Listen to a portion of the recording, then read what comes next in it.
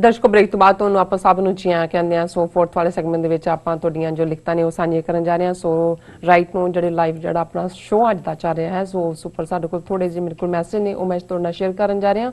ਸੋ ਉਸ ਤੋਂ ਬਾਅਦ ਡਾਕਟਰ ਸਾਹਿਬ ਕੋਲ ਈਮੇਲ ਹੈ, ਉਹ ਆਪਾਂ ਡਿਸਕਸ ਕਰਾਂਗੇ। ਉਸ ਤੋਂ ਬਾਅਦ ਜੋ ਗੁਰਬਾਣੀ ਵਿਚਾਰਾਂ ਤੁਹਾਡੇ ਨਾਲ ਸ਼ੇਅਰ ਕੀਤੀਆਂ ਜਾਣਗੀਆਂ। ਸੋ ਅਸੀਂ ਚਾਹਾਂਗੇ ਕਿ ਤੁਸੀਂ ਸਾਡੇ ਨਾਲ ਇਸੇ ਤਰ੍ਹਾਂ ਹੀ ਬਣੇ ਰਹਿਣਾ। ਦੇਖਣ ਸੁਣ ਲਈ ਤੁਹਾਡਾ ਸਭ ਦਾ ਐਂਡ ਲਿਖਣ ਲਈ ਤੁਹਾਡਾ ਸਭ ਦਾ ਬਹੁਤ ਬਹੁਤ ਸ਼ੁਕਰੀਆ। ਸੋ ਸਾਰ ਸੰਧੂ ਜੀ ਸਾਨੂੰ ਲਿਖਦੇ ਨੇ ਡੰਪਲਿੰਗਸ, ਐਂਡ ਫਿਰ ਉਹਨਾਂ ਦਾ ਮੈਸੇਜ ਹੈ very good doctor Sahib. And Muhammad Aslam ji लिखते हैं Indians are building tunnel under river because they are so scared to walk on the ground front of the Chinese because Chinese beat them up। ਮੁੜ ਕੇ ਸਾਰੀ ਦੀ ਸਾਰੀ ਫੌਜ tunnel ਦੇ ਵਿੱਚ ਲੁਕੀ ਹੋਣੀ ਹੈ। ਇਹਨਾਂ ਨੂੰ ਉਹਨਾਂ ਨੇ ਅਨਾਉਂਸ ਕਰ ਰਿਹਾ ਹੋਣਾ ਕਿ ਚਲੇ ਗਏ ਚਾਈਨੀ, ਚਲੇ ਗਏ, ਨਿਕਲ ਆਓ ਬਾਹਰ ਜੀ। ਜੰਗਸਾਜ ਸਿੰਘ ਲਿਖਦੇ ਨੇ they have many different drums।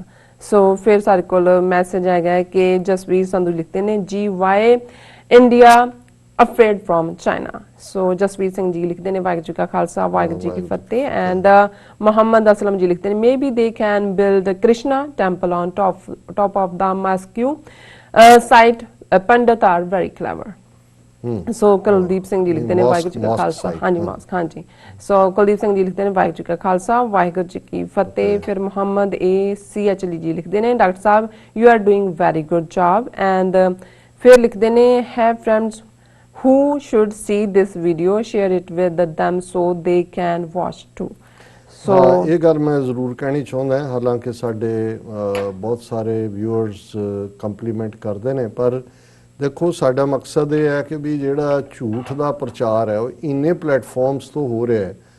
ਅਸੀਂ ਤੁਹਾਡੇ ਤੋਂ ਇਹ ਐਕਸਪੈਕਟ ਕਰਦੇ ਹਾਂ ਕਿ ਵੀ ਜਦੋਂ ਤੁਹਾਡੇ ਤੱਕ ਇਹ ਪਹੁੰਚਦਾ ਹੈ, ਹਾਲਾਂਕਿ ਇੱਕ ਵੀਰ ਨੇ ਇਹ ਲਿਖਿਆ ਹੋਇਆ ਕਿ ਜੀ ਤੁਸੀਂ ਜਿਹੜਾ ਉਹਨਾਂ ਨੇ ਇੱਕ ਸੈਗਮੈਂਟ ਦੇ ਥੱਲੇ ਲਿਖਿਆ ਕਿ ਤੁਸੀਂ ਸਾਰੀ ਵੀਡੀਓ ਕਿਉਂ ਨਹੀਂ ਪੋਸਟ। ਹੁਣ ਇਹਦਾ ਮਤਲਬ ਇਹ ਹੈ ਕਿ ਬਹੁਤੇ ਮਿਹਨਤ ਵੀ ਨਹੀਂ ਕਰਦੇ। ਹਾਲਾਂਕਿ ਸਾਡਾ ਟੋਟਲ 1.5 ਘੰਟੇ ਦੇ ਪ੍ਰੋਗਰਾਮ ਦੀ ਵੀਡੀਓ ਵਿਦਿਨ 2 ਆਵਰਸ ਅਪਲੋਡ ਹੋ ਜਾਂਦੀ ਹੈ, ਕਿਉਂਕਿ ਅਗਲੇ ਦਿਨ ਫਿਰ ਅਸੀਂ ਸੈਗਮੈਂਟ ਕਰਦੇ ਹਾਂ ਤਾਂ ਕਿ ਜਿਨ੍ਹਾਂ ਦੇ ਕੋਲ 1.5 ਘੰਟੇ ਦਾ ਟਾਈਮ ਨਹੀਂ ਵੀ ਹੈ ਦੇਖਣ ਦਾ, ਉਹ 4 ਸੈਗਮੈਂਟ ਹੁੰਦੇ ਨੇ ਜਿਹੜਾ ਉਹਨਾਂ ਦੀ ਦਿਲਚਸਪੀ ਦਾ ਸਬਜੈਕਟ ਹੈ ਉਹਨੂੰ ਦੇਖ ਲੈਣ। ਲੇਕਿਨ ਤੁਸੀਂ ਘੱਟੋ ਘੱਟ ਇਹਨਾਂ ਸਾਰਿਆਂ ਨੂੰ ਵੱਧ ਤੋਂ ਵੱਧ ਲੋਕਾਂ ਤੱਕ ਪਹੁੰਚਾਓ, ਸ਼ੇਅਰ ਕਰੋ, ਉਹਨਾਂ ਨੂੰ ਇਹ ਕਹੋ ਕਿ ਭਾਈ ਅੱਗੋਂ ਜਿਹੜਾ ਤੁਸੀਂ ਸ਼ੇਅਰ ਕਰੋ ਤਾਂ ਕਿ ਸਾਡੀ ਜਿਹੜੀ ਇਹ ਆਵਾਜ਼ ਹੈ ਵੱਧ ਤੋਂ ਵੱਧ ਲੋਕਾਂ ਤੱਕ ਪਹੁੰਚੇ ਔਰ ਜਿਹੜੇ ਹਨੇਰੇ 'ਚ ਫਸੇ ਹੋਏ ਨੇ, ਉਹਨਾਂ ਦੇ ਝੂਠੇ ਪ੍ਰੋਪੇਗੈਂਡੇ ਦਾ ਸ਼ਿਕਾਰ ਹੁੰਦੇ ਨੇ, ਉਹਨਾਂ ਤੱਕ ਸੱਚ ਦੀ ਆਵਾਜ਼ ਪਹੁੰਚੇ। ਜੀ ਮੁਹੰਮਦ CH ਫਿਰ ਲਿਖਦੇ ਨੇ ਖਾਲਸਾ ਜ਼ਿੰਦਾਬਾਦ। ਔਨ ਵਰਲਡ ਵਾਈਡ ਵਾਚ ਲਿਖਦੇ ਨੇ India will break like Soviet. ਜੀ ਮੈਂ ਕਿਉਂਕਿ ਅਸੀਂ ਪਿਛਲੇ ਪੀਰੀਅਡ 'ਚ ਕਈ ਦਿਨਾਂ ਤੋਂ ਹੀ ਵਿਊਅਰਸ ਦੇ ਵਿਊਜ਼ ਨਹੀਂ ਲਏ, ਅੱਜ ਤੁਸੀਂ ਚੰਗੀ ਸ਼ੁਰੂਆਤ ਕੀਤੀ ਹੈ। ਕੱਲ੍ਹ ਹੀ ਸਾਨੂੰ ਸ਼ਾਹਿਦ ਮੀਰ ਜੀ ਮਿਸੀਸਾਗਾ ਓਨਟਾਰੀਓ ਤੋਂ ਉਹਨਾਂ ਦੀ ਲਿਖਤ ਆਈ ਹੈ। ਇਹਨੂੰ ਵੈਸੇ ਅਸੀਂ ਆਪਣੇ ਟੌਪਿਕ ਦਾ ਵੀ ਹੈਡਲਾਈਨ ਬਣਾਇਆ। ਉਹਨਾਂ ਨੇ ਕਿਹਾ ਕਿ ਦਾ ਕਵਾ of Asia that is India, ਕਊਆ। ਹੁਣ ਜ਼ਾਹਰ ਹੈ ਕਿ ਇਹ ਗੱਲ ਫੋਕਲੋਰ ਦੇ ਵਿੱਚ ਵੀ ਹੈ ਔਰ ਰੂਹਾਨੀ ਈਡੀਅਮ ਦੇ ਵਿੱਚ ਵੀ ਹੈ। ਗੁਰੂ ਗ੍ਰੰਥ ਸਾਹਿਬ ਦੀ ਬਾਣੀ 'ਚ ਵੀ ਅਸੀਂ ਦੇਖਦੇ ਹਾਂ ਕਿ ਇੱਕ ਉਹ ਇਨਸਾਨ ਜਿਹੜੇ ਗੁਨਾਹ ਨਾਲ ਭਰੇ ਹੋਏ, ਗੰਦ ਖਾਣ ਵਾਲੇ, ਝੂਠ ਬੋਲਣ ਵਾਲੇ, ਹੁਣ ਕਾਂ ਵਿਚਾਰਾ ਜਿੰਨਾ ਮਰਜ਼ੀ ਸਨੇਹ ਦਿੰਦਾ ਰਹੇ ਤੇ ਜਦੋਂ ਵੀ ਬਨੇਰੇ ਬੋਲੇ, ਕਾਂ ਦੇ ਜਿੰਨੇ ਮਰਜ਼ੀ ਗੀਤ ਵੀ ਹੋਣ, ਪਰ ਜਦੋਂ ਵੀ ਗੰਦਗੀ ਖਾਣ ਦਾ ਜਾਂ ਕਿਸੇ ਦੇ ਕਾਲੇ ਦੀ ਹੁੰਦੀ ਉਹ ਵਿਚਾਰਾ ਕਾਂ ਹੀ ਫਸ ਜਾਂਦਾ, ਉਹਦੀ ਆਵਾਜ਼ ਵੀ ਨਹੀਂ ਕਿਸੇ ਨੂੰ ਪਸੰਦ ਆਉਂਦੀ। ਹਾਲਾਂ ਆਪਣੇ ਵੱਲੋਂ ਤਾਂ ਵਿਚਾਰਾ ਉਹ ਤਾਨਸੇਨ ਨੂੰ ਮਾਤ ਕਰਨ ਵਾਲਾ ਸੰਗੀਤ ਕੱਢਦਾ, ਉਹਨੂੰ ਕਹਿੰਦੇ ਕੀ ਕਾਂ ਲਾਈ ਹੈ, ਤਾਂ ਅਸੀਂ ਪੰਜਾਬੀ 'ਚ ਕੀ ਕਾਵਾਂ ਰੌਲੀ ਪਾਈ ਹੈ। ਸੋ ਕਾਵਾਂ ਦੀ ਤਰ੍ਹਾਂ ਕਿਉਂਕਿ ਇਕੱਠੇ ਹੋ ਕੇ ਕਰਦੇ ਨੇ, ਆਪਣੇ ਵੱਲੋਂ ਤਾਂ ਵਿਚਾਰੇ ਉਹ ਜਿਹੜਾ ਉਹ ਕੀ ਕੋਰੀਓਗ੍ਰਾਫ ਕਹਿੰਦੇ ਨੇ ਅੱਜ ਕੱਲ੍ਹ ਜਿਹੜੇ ਇਕੱਠੇ ਸਾਰਾ, ਉਹ ਵੀ ਤਾਂ ਨੋਇਜ਼ ਹੀ ਹੁੰਦਾ। ਪਰ ਚਲੋ ਕਿਉਂਕਿ ਹੁਣ ਜੋ ਲੋਕ ਬਣਾ ਦੇਣ ਉਹੀ ਹੈ ਭਾਈ ਕਾਂ, ਅਸੀਂ ਤੇਰੀ ਵਕਾਲਤ ਵੀ ਕਰੀਏ ਤਾਂ ਕੁਛ ਨਹੀਂ ਕਰ ਸਕਦੇ। ਦੂਸਰਾ ਬਰਡ ਜਿਸ ਨੂੰ ਸਪਿਰਿਚੁਅਲਿਟੀ ਦੇ ਵਿੱਚ ਵੀ ਹੰਸ ਔਰ ਪਰਮਹੰਸ, ਹਾਲਾਂਕਿ ਹੰਸ ਦੇ ਲਈ ਸਵੈਨ ਲਫ਼ਜ਼ ਹੈ, ਚਿੱਟਾ ਹੁੰਦਾ, ਉਚਾਈ ਤੇ ਉੱਡਦਾ ਤੇ ਇੱਕ ਗੱਲ ਉਹ ਪੜਾਈ ਹੋਈ ਹੈ ਜੀ ਮੋਤੀ ਖਾਂਦਾ। ਪਤਾ ਨਹੀਂ ਹੁਣ ਮੋਤੀ ਕਿੰਨੇ ਕੁ ਮੋਤੀ ਨੇ ਜਿਹੜਾ ਖਾਈ ਜਾਂਦਾ ਉਦੋਂ ਦਾ।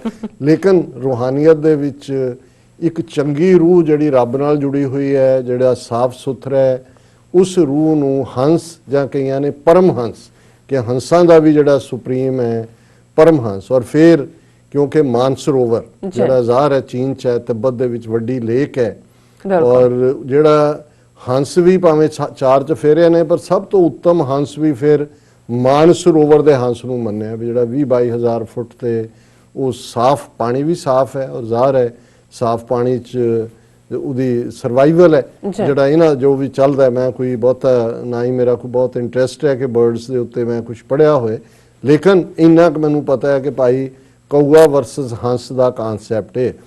ਹੁਣ ਭਾਰਤ ਜਦੋਂ ਦੁਨੀਆ ਨੂੰ Asian tiger, Asian super power, global leader ਤੇ ਜ਼ਾਹਰ ਹੈ ਕਿ ਇਹ ਸੀ ਜੀ ਅਸੀਂ ਪਰਮਹੰਸ ਹੈ, ਅਸੀਂ ਸਭ ਤੋਂ ਹੈ। ਤੇ ਹੁਣ ਇਹਨਾਂ ਨੇ ਜਦੋਂ ਇਸ ਨੂੰ ਕਾਂ ਦੇ ਨਾਲ ਕਊਏ ਨਾਲ ਸ਼ਾਹਿਦ ਮੀਰ ਜੀ ਨੇ ਕਿਹਾ, ਸੋ ਜ਼ਾਹਰ ਹੈ ਵੀ ਅਸੀਂ ਤਾਂ ਇਹੀ ਕਵਾਂਗੇ ਕਿ ਭਾਈ ਬਣੇ ਫਿਰਦੇ ਸੀ ਹੰਸ ਤੇ ਅਲਟੀਮੇਟਲੀ ਨਿਕਲੇ ਕਾਲੇ ਕਾਂ। ਔਰ ਉਹਨਾਂ ਨੇ ਇਸ ਦਾ ਪੂਰਾ ਕੇਸ ਬਿਲਡ ਕੀਤਾ ਇੰਡੀਆ ਦਾ ਕਊਆ ਆਫ ਏਸ਼ੀਆ। ਔਰ ਤੁਹਾਨੂੰ ਵੀ ਉਹਨਾਂ ਨੇ ਅਸਲਾਮ ਅਲੈਕੁਮ, ਸਤਿ ਸ੍ਰੀ ਅਕਾਲ ਕਿਹਾ, ਮੈਨੂੰ ਵੀ ਕਿਹਾ। India had been trying to prove itself as vagabond of Asia just by bullying the weak neighbors and by state-sponsored terrorism or innocent unarmed Kashmiris and in the neighboring countries। कि भाई उथों दा गुंडा दादा बने हुए सी बुलिंग करके और जिवें बेगुनाह कश्मीरियां दे उत्ते और नेबर्स दे उत्ते जिस किस्म दा इन्हां ने दाबा बनाया होया सी। This was at its peak when it was adopted as बच्चा जमूरा by the superpower. It started thinking itself as Rajhans, totally forgetting that actually it is Kawa of Asia। कि भी जदों इस किस्म की बुलिंग कर रहा सी तो सुपर पावर अमरीका ने अपना बच्चा जमूरा बनाया। मदारी ने कहा भी ठीक है जो पूछेगा बतलाएगा जिवें वो करते हैं मदारियां दे बच्चे जमूरे। उन्हें कहा भी ये हुण की होया, it was this day dreaming that it tried to take पंगा with Pakistan and got a befitting reply and bloody nose। Pakistan नाल पंगा लिया, खूनों खून, नक भी बनाया, कला खून ही निकलिया, नक दी हड्डी भी टुट गई। और the fact is that its military command knew well about capabilities of Pakistan armed forces, but Bipin Rawat incited Modi to resort to old giddad pupki tactics and with the help of Indian media mascaras, jokers like Arnab Goswami and alike tried to play as it was a Bollywood movie shooting। ਜਿਹਨੂੰ ਕਹਿੰਦੇ ਨੇ ਵੀ ਹਾਸੇ 'ਚ ਹੀ ਆਪਣੇ ਧੌਣ ਬਣਾ ਰਹੀ ਕਿ ਵੀ ਮਸਕਰੇ ਇਕੱਠੇ ਹੋਏ ਸੀ। ਔਰ ਅਜੀਤ ਡੋਵਲ ਨੇ ਚੁੱਕਿਆ, ਉਹਨੇ ਕਿਹਾ ਜੀ ਕੋਈ ਨਹੀਂ, ਹੋ ਗਈਆਂ ਅੱਖਾਂ ਲਾਲ ਤੇ ਮਾਰੇ ਗਏ ਬੱਗੀਆਂ ਅੱਖੀਂ। Pakistan remained undeterred by this media mockery because Indian media programs, if at all they are seen in Pakistan, they are seen as nothing more than the comedy shows। कि पाकिस्तानियां ने कोई बहुता नहीं, क्योंकि वो इन्हां प्रोग्रामां नूं, न्यूज़ शो नूं भी कॉमेडी शो ही समझदे ने। This whole episode unveiled the true face of India, that is based on lies, total lies, and after all, a jackal sitting in the lap of a tiger doesn't become tiger। कि एक गिद्दड़ जे शेर दी गोद च आके बह जाए, दूरों photographer खिंच ले, तो उसका मतलब ये तो नहीं है कि भी वो शेर बन गया। और इस सारे ਜਿਹੜਾ ਭਾਰਤ ਦਾ ਅਸਲੀ ਚਿਹਰਾ ਹੈ ਉਹ ਝੂਠ ਵਾਲਾ, ਝੂਠ ਨਾਲ ਭਰਿਆ ਹੋਇਆ, ਉਹ ਐਕਸਪੋਜ਼ ਹੋਇਆ। ਫਿਰ ਉਹਨਾਂ ਨੇ ਜਨਰਲ ਹਮੀਦ ਗੁਲ ਜਿਹੜੇ ISI ਦੇ ਚੀਫ ਵੀ ਰਹੇ ਔਰ ਵੈਰੀ ਆਰਟੀਕੂਲੇਟ ਉਹਨਾਂ ਦੀ ਪ੍ਰੈਜੈਂਟੇਸ਼ਨ ਵੀ ਹੁੰਦੀ ਸੀ ਜਦੋਂ ਟੀਵੀ ਤੇ ਇੰਟਰਵਿਊ ਦਿੰਦੇ ਸੀ। ਉਹਨਾਂ ਕਿਹਾ ਵੀ ਉਹਨਾਂ ਨੇ ਜਨਰਲ ਹਮੀਦ ਗੁਲ ਨੇ ਕਿਹਾ ਸੀ, don't worry, Modi will prove blessing in disguise for Pakistan and for the minorities of India. ਉਹਨੇ ਕਿਹਾ ਜੀ ਇਹ ਮੋਦੀ ਤਾਂ ਨਿਮਤ ਹੈ ਭਾਰਤ ਦੀਆਂ ਅਕਲੀਤਾਂ ਲਈ ਵੀ। ਉਦੋਂ ਹੀ ਉਹਨਾਂ ਨੇ ਖਾਲਿਸਤਾਨ ਦੀ ਗੱਲ ਵੀ, ਉਹਨੇ ਕਿਹਾ ਜੀ ਖਾਲਿਸਤਾਨ फ्री। उन्होंने कहा जी खालिस्तान, उन्होंने कहा जी बाहर जाके देखो, अमेरिका में, कनाडा में, इंग्लैंड में सिख बहुत बड़ी कुवत हैं, बहुत बड़ी पावर है। और उन्होंने कहा भी ये जड़ा इन्हां दा गोरबाचफ बनेगा, मोदी जड़ा इंडिया दा टुटेगा। और अखीर च उन्होंने खालिस्तान जिंदाबाद जिंदाबाद जिंदाबाद जिंदाबाद। सो बहुत शुक्रिया शाहिद मीर जी, तुसीं अज सानू हंस भी याद करवा दिते ते ਕਾਂ भी ਜਦੋਂ भी बनेरे बोले ਕਾਂ। वैसे असीं ਕਾਂ नूं क्योंकि हुण पंजाब दे फोकलोर च है, सुनेहा भी लैके आउंदा है, जदों ਕਾਂ बोलदा है हत्थ च पीड़ा डिग पैंदा है, साडीआं कोई प्राहुणा आएगा जी। और चलो पर हुण हकीकत ही उन्हें ਕਾਂ विचारे ने ਕਾਂ ही रहना, जिन्ने मर्जी स्नेह दई जाए। ते वो भी हुण उन्होंने भी शायद अमरीका ने भी ਕਾਂ ही रखिया सी भी साडा स्नेहा चीन नूं दे दे, पर ये जाके हुण उन्हां दे जाके उत्थे अपने उडारियां भी मारन लग गया। तो उन्होंने चुक के गंद दे ढेर ते सुट दिता कि चल ਗੂੰ ਖਾ, ਇਸ ਤੋਂ ਬਿਯੋਂਡ ਤੇਰੀ ਹੋਰ ਕੋ ਥਾਂ ਨਹੀਂ ਹੈ। ਜੀ ਡਾਕਟਰ ਸਾਹਿਬ, ਕਲੋਜ਼ਿੰਗ 'ਚ ਅਸੀਂ ਬਾਬਾ ਫਰੀਦ ਗੰਜ ਸ਼ੱਕਰ ਜੀ ਦੀ ਬਾਣੀ, ਕਲਾਮ, ਉਹਨਾਂ ਦੇ ਸ਼ਲੋਕ 130 ਜਿਹੜੇ ਗੁਰੂ ਗ੍ਰੰਥ ਸਾਹਿਬ 'ਚ ਦਰਜ ਨੇ, ਉਹਨਾਂ ਤੇ ਰੋਜ਼ਾਨਾ ਵਿਚਾਰ ਕਰਦੇ ਜੀ। ਔਰ ਅੱਜ ਦੀ ਵਿਚਾਰ ਲਈ ਅਸੀਂ 2 ਸ਼ਲੋਕ ਚੁਣੇ ਨੇ।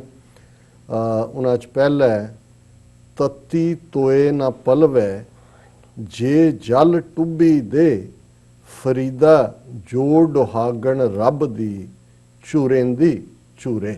ਜੀ, ਬੜਾ ਖੂਬਸੂਰਤ ਇਸ ਦਾ, ਔਰ ਇਹ ਸਾਡੇ ਵਰਗੇ ਭੇਖੀਆਂ ਰਹੀ ਹੈ।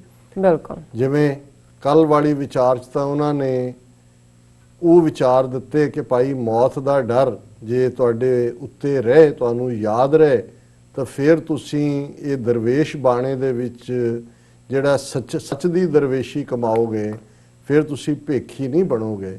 ਪਰ ਅੱਜ ਦੇ ਸ਼ਲੋਕ 'ਚ ਹੁਣ ਅਸੀਂ ਬਹੁਤ ਵਾਰ ਇਹ ਤਾਂ ਵਿਚਾਰ ਦੇਖਦੇ ਹਾਂ, ਕਿਉਂਕਿ ਸਾਡੀ ਖੇਤੀਬਾੜੀ ਆਧਾਰਿਤ ਸੁਸਾਇਟੀ ਹੈ ਸਾਰੀ ਸਾਡੇ ਖਿੱਤੇ ਦੀ, ਅੱਜ ਵੀ 70% ਦਾ ਰੁਜ਼ਗਾਰ ਖੇਤੀ ਨਾਲ ਜੁੜਿਆ ਹੋਇਆ ਹੈ, ਕਿ ਇੱਕ ਪਾਸੇ ਖੇਤੀ ਸੁੱਕਦੀ ਹੈ ਜੇ ਉਹਨੂੰ ਪਾਣੀ ਨਾ ਮਿਲੇ, ਬਿਲਕੁਲ, ਮੀਂਹ ਨਾ ਪਏ, ਜਾਂ ਹੁਣ ਤਾਂ ਦੂਜੇ ਸਾਧਨ, ਜਦੋਂ ਪਾਣੀ ਨਹੀਂ ਮਿਲਦਾ, ਅਸੀਂ ਜਦੋਂ ਇਹ ਕਹਿੰਦੇ ਆ ਕਿ ਭਾਈ ਜਲ ਬਿਨ ਸਾਖ ਕੁਮਲਾਵਤੀ ਉਪਜੈ ਨਾ ਹੀ ਦਾਮ, ਜੀ, ਕਿ ਭਾਈ ਪਾਣੀ ਤੋਂ ਬਿਨਾ ਜਿਹੜੀ ਸ਼ਾਖ ਹੈ, ਪਲਾਂਟ ਹੈ, ਉਹ ਮੁਰਝਾ ਜਾਂਦਾ ਹੈ, ਮਰ ਜਾਂਦਾ ਹੈ। ਜੀ, ਪਰ ਜਿਹੜੇ ਇਸ ਨਾਲ ਜੁੜੇ ਹੋਏ ਨੇ ਉਹ ਇਹ ਵੀ ਚੰਗੀ ਤਰ੍ਹਾਂ ਸਮਝਦੇ ਨੇ ਕਿ ਜੇ ਓਵਰ ਵਾਟਰਿੰਗ ਕਰੋ, ਇੱਥੇ ਵੀ ਕਈ ਗਮਲਿਆਂ 'ਚ ਨਵੇਂ ਪਲਾਂਟ ਲੈ ਕੇ ਆਉਂਦੇ ਨੇ, ਔਰ ਫਿਰ ਉਹਨਾਂ ਨੂੰ ਹੁੰਦਾ ਵੀ ਪਾਣੀ ਜ਼ਰੂਰ ਦੇਣਾ, ਉਹ ਰੋਜ਼ ਪਾਣੀ ਦੇਈ ਜਾਣਗੇ, ਫਿਰ ਹਫ਼ਤੇ ਬਾਅਦ ਕਹਿਣਗੇ ਇਹ ਤਾਂ ਸੜ ਗਿਆ। ਉਹਨੂੰ ਫਿਰ ਕੋਈ ਸਿਆਣਾ ਕਹਿੰਦਾ ਜੀ ਇਹਨੂੰ ਰੋਜ਼ ਪਾਣੀ ਦੇਣ ਵਾਲਾ ਨਹੀਂ, ਇਹਨੂੰ ਹਫ਼ਤੇ 'ਚ ਇੱਕ ਵਾਰ ਦੇਈਦਾ,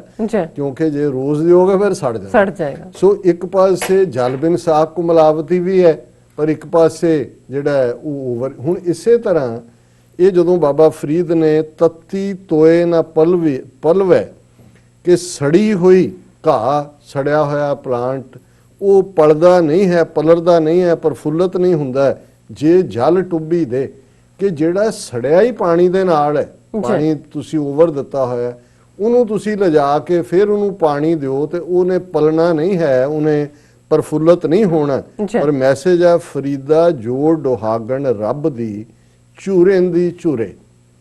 ਹੁਣ ਰੂਹਾਨੀਅਤ ਦੀ ਦੁਨੀਆ 'ਚ 2 ਲਫ਼ਜ਼ ਸੁਹਾਗਣ ਔਰ ਦੁਹਾਗਣ, ਜ਼ਾਹਰ ਹੈ ਦੁਨਿਆਵੀ ਵਰਡ ਸੁਹਾਗਣ ਉਹ ਹੈ ਜਿੱਥੇ ਹਸਬੈਂਡ ਵਾਈਫ ਖੁਸ਼ੀ ਵਸਦੇ ਨੇ। ਦੁਹਾਗਣ ਦੇ ਲਈ ਲਫ਼ਜ਼ ਅਸੀਂ ਛੁੱਟੜ ਵੀ ਵਰਤਦੇ ਹਾਂ, ਕਿ ਜਿਸ ਔਰਤ ਨੂੰ ਉਹਦਾ ਘਰ ਵਾਲਾ ਛੱਡ ਦੇ ਉਹਨੂੰ ਛੁੱਟੜ ਕਿਹਾ ਜਾਂਦਾ ਹੈ, ਉਹਦੇ ਲਈ ਦੁਹਾਗਣ ਲਫ਼ਜ਼ ਇਸਤੇਮਾਲ ਹੁੰਦਾ। ਹੁਣ ਬਾਬਾ ਫਰੀਦ ਇਹ ਕਹਿੰਦੇ ਨੇ ਵੀ ਇੱਕ ਉਹ ਲੋਕ ਨੇ ਜਿਨ੍ਹਾਂ ਨੇ ਧਰਮੀ ਬਾਣੇ ਪਾਏ ਹੋਏ ਨੇ, ਮਜ਼ਹਬੀ ਰੂਪ ਰੰਗ ਹੈ, ਮਜ਼ਹਬੀ ਪ੍ਰੈਕਟਿਸਿਸ ਕਰਦੇ ਨੇ, ਉਹ ਦੱਸਦੇ ਨੇ ਕਿ ਭਾਈ ਅਸੀਂ ਰੱਬ ਦੇ ਵਿੱਚ ਡੁੱਬੇ ਹੋਏ ਹਾਂ, ਪਰ ਉਹਨਾਂ ਦੀ ਤਾਂ ਕੋਈ ਹੋਪ ਹੀ ਨਹੀਂ ਹੈ ਕਿ ਉਹ ਬਚ ਸਕਣਗੇ। ਉਹਨਾਂ ਦੇ ਇੱਕ ਤਾਂ ਗੁਨਾਹਗਾਰ, ਉਹ ਮੰਨਦਾ ਮੈਂ ਗੁਨਾਹਗਾਰ ਹਾਂ, ਉਹ ਤਾਂ ਜਿੱਦਣ ਇਹ ਮੰਨ ਕੇ ਮੈਂ ਗੁਨਾਹਗਾਰ ਹਾਂ ਰੱਬ ਦੇ ਪੈਰਾਂ ਦੇ ਵਿੱਚ ਡਿੱਗ ਪੈਂਦਾ ਹੈ, ਰੱਬ ਦੇ ਅੱਗੇ ਆਪਾ ਰੱਖ ਦਿੰਦਾ ਹੈ। ਰੱਬ ਜਿਹਨੂੰ ਅਸੀਂ ਕਹਿੰਦੇ ਹਾਂ ਕਿ ਜੇਤਾ ਸਮੁੰਦ ਸਾਗਰ ਨੀਰ ਭਰਿਆ, ਤੇਤੇ ਔਗਣ ਹਮਾਰੇ, ਦਇਆ ਕਰੋ ਕਿਛ ਮਿਹਰ ਉਪਾਵੋ ਡੁੱਬਦੇ ਪੱਥਰ ਤਾਰੇ। ਉਹ ਕਹਿੰਦੇ ਨੇ ਕਿ ਹੇ ਰੱਬ, ਹੇ ਅੱਲਾਹ ਤਾਲਾ, ਹੇ ਵਾਹਿਗੁਰੂ, ਜਿੰਨਾ ਸਮੁੰਦਰ 'ਚ ਪਾਣੀ ਹੈ ਇੰਨੇ ਮੇਰੇ ਔਗਣ ਨੇ, ਪਰ ਤੂੰ ਤਾਂ ਬਖਸ਼ਣਹਾਰ ਹੈ, ਤੂੰ ਤਾਂ ਪੱਥਰ ਵੀ ਤਾਰ ਦਿੰਦਾ ਮੈਨੂੰ। ਉਹਨਾਂ ਦੇ ਲਈ ਬਾਬਾ ਫਰੀਦ ਕਹਿੰਦੇ ਨੇ ਰਸਤਾ ਹੈ ਜਿਹੜਾ ਆਪਣਾ ਆਪ ਨੂੰ ਰੱਬ ਦੇ ਅੱਗੇ ਰੱਖ ਦਿੰਦਾ ਹੈ, ਰੁੱਖਾਂ ਦੀ ਜਿਰਾਂਦ ਦੇ ਵਿੱਚ ਆ ਜਾਂਦਾ ਹੈ। ਪਰ ਤਤੀ ਤੋਏ ਨਾ ਪਲਵੈ ਜੇ ਜਲ ਟੁੱਬੀ ਦੇ, ਫਰੀਦਾ ਜੋ ਡੁਹਾਗਣ ਰੱਬ ਦੀ ਝੂਰੇਂਦੀ ਝੂਰੇ। ਜਿਹੜੀਆਂ ਦੁਹਾਗਣਾ ਨੇ, ਜਿਹੜੀਆਂ ਉਹ ਰੂਹਾਂ ਜਿਹੜੀਆਂ ਰੱਬ ਤੋਂ ਟੁੱਟੀਆਂ ਹੋਈਆਂ ਨੇ, ਉਹ ਝੂਰਦੀਆਂ ਹੀ ਰਹਿਣਗੀਆਂ, ਉਹਨਾਂ ਦੇ ਲਈ ਕੋਈ ਨਿਜਾਤ ਨਹੀਂ ਹੋਏਗੀ। ਔਰ ਇਹੀ ਗੱਲ ਦੂਸਰੇ ਸ਼ਲੋਕ ਦੇ ਵਿੱਚ ਇਸ ਥਾਟ ਨੂੰ ਫਰਦਰ ਐਮਫੇਸਾਈਜ਼ ਕੀਤਾ ਹੈ, ਜਾਂ ਕੁਆਰੀ ਤਾਂ ਚਾਓ ਵਿਵਾਹੀ ਤਾਂ ਮਾਮਲੇ, ਫਰੀਦਾ ਇਹੋ ਪਛੋਤਾਓ ਵਤ ਕੁਆਰੀ ਨਾ ਥੀਏ। ਹੁਣ ਇਹਦੇ 'ਚ ਇਹ ਕੁੜੀ ਹੋਏ ਜਾਂ ਮੁੰਡਾ ਹੋਏ, ਵਿਆਹ ਦਾ ਚਾਅ ਹੁੰਦਾ ਹੈ। ਮੁੰਡੇ ਨੂੰ ਤਾਂ ਵੈਸੇ ਹੀ ਘਰ ਦੇ ਜਿਹੜੇ ਨੇ ਉਹ ਜ਼ਿੰਮੇਵਾਰੀ ਹੈ ਵੀ ਇਹਨੂੰ ਫਸਾਣਾ ਹੈ, ਜ਼ਿੰਮੇਵਾਰ ਬਣੇ, ਤੇ ਬੱਚੀਆਂ ਦਾ ਉਹ ਇੱਜ਼ਤ ਜੁੜੀ ਹੁੰਦੀ ਹੈ ਸਾਡੀ। ਔਰ ਬੱਚੀਆਂ ਨੂੰ ਵੀ ਜਦੋਂ ਅਸੀਂ ਆਪਣੇ ਕਲਚਰ 'ਚ ਦੇਖਦੇ ਹਾਂ, ਇਹਨਾਂ ਦੇ ਵੀ ਸੀ, ਹੁਣ ਤਾਂ ਬਦਲ ਗਿਆ ਸਭ ਕੁਛ ਹੀ, ਕਿ ਵੀ ਇੱਕ ਤੁਹਾਡਾ ਡ੍ਰੀਮ ਹੈ ਕਿ ਸੁਪਨਿਆਂ ਦਾ ਤੁਹਾਡਾ ਸ਼ਹਿਜ਼ਾਦਾ। ਔਰ ਤੁਸੀਂ ਜੇ ਬੱਚਿਆਂ ਨੂੰ ਦੇਖੋ ਕਿ ਵੀ ਜਦੋਂ ਕਿ ਮੁੰਡੇ ਜਿਸ ਕਿਸਮ ਦੇ ਕੋਈ ਮੈਨਲੀ ਚੀਜ਼ਾਂ ਨੇ ਉਹਨਾਂ 'ਚ ਉਹਦਾ ਸ਼ੌਕ ਬੱਚੇ ਖੇਡਦੇ ਨੇ, ਤੇ ਬੱਚੀਆਂ ਗੁੱਡੀਆਂ ਪਟੋਲੇ ਹੀ ਹੁੰਦੀਆਂ ਸੀ। ਉਹੀ ਉਹਨੂੰ ਸਜਾਇਆ ਹੈ, ਪ੍ਰਿੰਸੈਸ ਬਣਾਇਆ ਹੈ, ਉਹਨੂੰ ਸਵਾਇਆ, ਕਿਉਂਕਿ ਉਸ ਦੀ ਤਰਬੀਅਤ ਵੀ ਔਰ ਕੁਛ ਕੁਦਰਤ ਵੱਲੋਂ ਵੀ ਉਹਦਾ ਇਹੀ ਸੀ। ਹੁਣ ਬਾਬਾ ਫਰੀਦ ਇਸ ਸਿੰਬਲ ਨੂੰ ਕਿ ਵੀ ਇੱਕ ਪਾਸੇ ਤਾਂ ਵਿਆਹ ਦਾ ਚਾਅ ਹੁੰਦਾ ਹੈ, ਕੁਆਰੀ ਨੂੰ ਚਾਅ ਹੈ ਵੀ ਮੇਰਾ ਵਿਆਹ ਹੋਏ, ਮੇਰਾ ਘਰ ਵਸੇ ਔਰ ਇਹ ਹੋਏਗਾ ਉਹ ਹੋਏਗਾ, ਪਰ ਜਦੋਂ ਵਿਆਹ ਹੋ ਜਾਂਦਾ ਹੈ ਜ਼ਿੰਮੇਵਾਰੀਆਂ ਸਿਰ ਤੇ ਪੈਂਦੀਆਂ ਨੇ ਤੇ ਫਿਰ ਇਹ ਲੱਗਦਾ ਵੀ ਮੈਂ ਵਿਆਹ 'ਚ ਕਿਉਂ ਆ ਗਈ, ਮੈਂ ਕੁਆਰੀ ਰਹਿੰਦੀ। ਕਿੰਨਾ ਸੁੱਖ ਸੀ, ਮਾਪਿਓ ਦੇ ਘਰ 'ਚ ਬੇਫਿਕਰ ਹੋ ਕੇ ਸੌਂਦੇ ਸੀ, ਮਾਪਿਓ ਨੂੰ ਵੀ ਫਿਕਰ ਸੀ ਸਾਰਾ। ਹੁਣ ਤਾਂ ਮੈਂ ਮਾਮਲੇ ਅਸੀਂ ਕਹਿੰਦੇ ਨਾ ਕਿ ਮਾਮਲੇ ਜਿਹੜੇ ਨੇ, ਇੱਕ ਤਾਂ ਰੈਵਨਿਊ ਨੂੰ ਵੀ ਕਹਿੰਦੇ ਨੇ ਮਾਮਲਾ ਦੇਣਾ, ਜ਼ਾਹਰ ਹੈ ਕਿ ਵੀ ਖੇਤੀਬਾੜੀ ਵਾਲਿਆਂ ਨੂੰ ਮਾਮਲਾ ਦੇਣ ਦਾ ਵੀ ਫਿਕਰ ਹੁੰਦਾ, ਪਰ ਇਹ ਮੁਸ਼ਕਲਾਂ ਨੇ। ਸੋ ਬਾਬਾ ਫਰੀਦ ਇਹ ਕਹਿੰਦੇ ਨੇ, ਜਾਂ ਕੁਆਰੀ ਤਾਂ ਚਾਓ ਵਿਵਾਹੀ ਤਾਂ ਮਾਮਲੇ, ਫਰੀਦਾ ਇਹੋ ਪਛੋਤਾਓ ਵੱਤ ਕੁਆਰੀ ਨਾ ਥੀ। ਉਹਨਾਂ ਨੇ ਕਿਹਾ ਪਛਤਾਵਾ ਹੈ, ਪਰ ਹੁਣ ਤਾਂ ਤੂੰ ਦੁਬਾਰਾ ਕੁਆਰੀ ਨਹੀਂ ਹੋ ਸਕਦੀ, ਹੁਣ ਤਾਂ ਤੂੰ ਵਿਆਹੀ ਗਈ। ਹੁਣ ਇਹ ਯਾਦ ਦਹਾਨੀ ਕਰਵਾਈ ਹੈ ਕਿ ਇੱਕ ਉਹ ਨੇ ਜਿਹੜੇ ਰੱਬ ਨਾਲੋਂ ਟੁੱਟੇ ਹੋਏ ਨੇ ਔਰ ਉਹਨਾਂ ਨੂੰ ਉਹ ਜਾਂਦੇ ਨੇ ਇੱਕ ਵਾਰੀ ਤਾਂ ਚਾਅ ਨਾਲ ਕਿ ਰੱਬ ਦੇ ਨਾਲ ਮਿਲਾਪ ਹੋਏ ਰਸਤਾ ਚੁਣਦੇ ਨੇ, ਪਰ ਉਸ ਤੇ ਫਿਰ ਖਰੇ ਨਹੀਂ ਉਤਰਦੇ, ਉਸ ਤੇ ਪੂਰੇ ਨਹੀਂ ਉਤਰਦੇ ਔਰ ਉਸ ਸਾਰੇ ਚੋਂ ਦੁਬਿਧਾ ਦੇ ਵਿੱਚ ਰਹਿੰਦੇ ਨੇ, ਡਿਊਅਲਿਟੀ ਦੇ ਵਿੱਚ ਰਹਿੰਦੇ ਨੇ ਕਿ ਮੈਂ ਇੱਧਰ ਨਾ ਹੀ ਹਾਂ। ਉਹ ਜਦੋਂ ਔਰ ਅਸੀਂ ਆਮ ਦੇਖਦੇ ਔਰ ਕਈ ਵਾਰ ਜੇ ਤੁਸੀਂ ਨਾ ਵੀ ਡੋਲਣਾ ਚਾਹੋ, ਹੁਣ ਇੱਕ ਜਿਹੜਾ ਰੱਬ ਦੇ ਰਸਤੇ ਤੇ ਤੁਰਿਆ, ਭਾਵੇਂ ਬਿਮਾਰੀ ਜਾਂ ਦੁੱਖ ਸੁੱਖ ਸਭ ਦੇ ਨਾਲ ਹੈ, ਜੇ ਉਹਨਾਂ 'ਚ ਕੋਈ ਬਿਮਾਰ ਹੁੰਦਾ ਹੈ, ਕੋਈ ਆਰਥਿਕ ਤੰਗੀ ਹੁੰਦੀ ਹੈ, ਇਕਨੋਮਿਕਲ ਤੁਹਾਡੇ ਬਦਤਰ ਹਾਲਾਤ ਹੁੰਦੇ ਨੇ, ਦੂਸਰਾ ਜਿਹਦਾ ਲਾਈਫ ਸਟਾਈਲ ਟੋਟਲੀ ਡਿਫਰੈਂਟ ਹੈ, ਉਹਨਾਂ ਨੂੰ ਲੱਗਦਾ ਜੀ ਉਹਨਾਂ ਦੇ ਬਹੁਤ ਗਹਿਮਾ ਗਹਿਮ ਹੈ, ਧਨ ਮਾਲ ਵੀ ਹੈ, ਆਸ਼ੀ ਵੀ ਹੈ, ਤੇ ਥਰਡ ਪਰਸਨ ਕਹਿਣ ਲੱਗ ਜਾਂਦਾ ਦੇਖੋ ਜੀ ਉਹ ਕਿੰਨੇ ਗੁਰਦੁਆਰੇ ਵੀ ਜਾਂਦੇ ਨੇ ਸਵੇਰੇ, ਬਹੁਤ ਧਰਮ ਕਰਮ ਵੀ ਕਰਦੇ ਨੇ, ਦੂਜੇ ਕਿਆ ਗੁਰਬਤ ਹੈ, ਕੀ ਹਾਲ ਹੈ, ਉਹ ਦੇਖੋ ਐਸ਼ਾਂ ਕਰਦੇ ਨੇ, ਸਾਰੇ ਗੁੰਡੇ ਨੇ ਉਹ।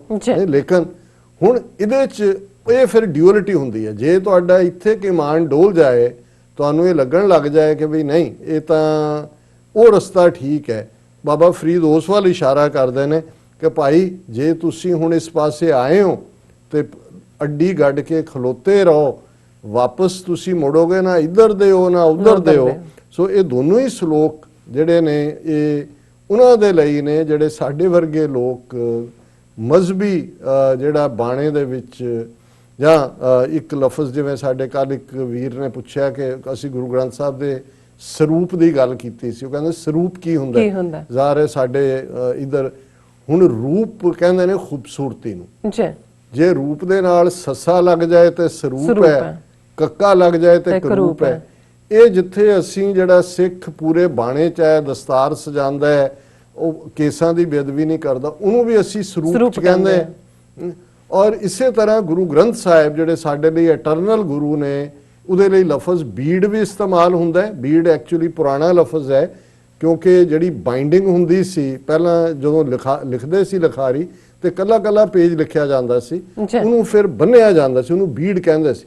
ਅਸੀਂ ਗੁਰੂ ਗ੍ਰੰਥ ਸਾਹਿਬ ਦੀ ਬੀੜ ਲਫ਼ਜ਼ ਵੀ ਇਸਤੇਮਾਲ ਕਰਦੇ ਹਾਂ, ਪਰ ਕੁੱਲ ਮਿਲਾ ਕੇ ਅਸੀਂ ਗੁਰੂ ਗ੍ਰੰਥ ਸਾਹਿਬ ਦਾ ਸਰੂਪ ਕਿ ਭਾਈ ਜਿਹਦੀ ਇੱਕ ਗਲਿੰਪਸ ਜਿਹੜੀ ਹੈ ਉਹ ਤੁਹਾਡੇ ਅੰਦਰ ਚਾਹ ਭਰ ਦਿੰਦੀ ਹੈ, ਕਿਉਂਕਿ ਇਹ ਰੱਬ ਦੀ ਸਿਫਤ ਸਲਾਹ ਹੈ, ਰੱਬ ਦਾ ਕਲਾਮ ਹੈ।